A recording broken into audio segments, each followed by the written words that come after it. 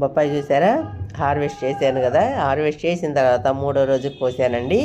పండిపోయి లోపల పల్పు చూసారా, yellow pulp చాలా టేస్టీగా ఉందండి. ఆరెంజ్ ఉంటుంది కదా మామూలుగా, ఇది ఎల్లో. ఈ విత్తనం చాలా జాగ్రత్తగా సేవ్ చేస్తున్నా నేను. ఇంతకుముందు విపరీతంగా కాసినాయి కదా, చూయించాను. ఇప్పుడు మళ్ళీ అదే కాయ, అదే విత్తనం అనమాట. అదిగోండి విత్తనాలు ఈ సైడ్ తీసాను, ఈ సైడ్ కూడా తీసి నేను జాగ్రత్త చేయాలి. టేస్ట్ చెప్తాను మీకు. చూసారా ఎంత స్మూత్గా అలా వచ్చేస్తుందో, బాగా పండిపోయింది.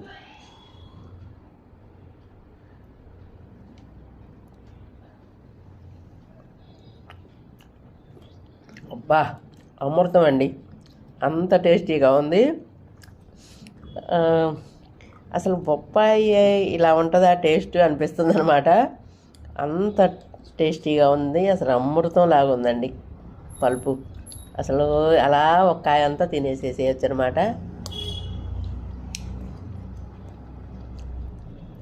ఎల్లో నేను చెప్పాను కదా ఇంతకుముందు కూడా, మన చెట్లకి బాగా కాసిన ఎల్లో కాయలు, ఎల్లో పల్పు ఉన్న కాయ చాలా టేస్టీగా ఉండేది. మిద్దె తోటల్లో కూడా బ్రహ్మాండంగా పండించుకోవచ్చండి.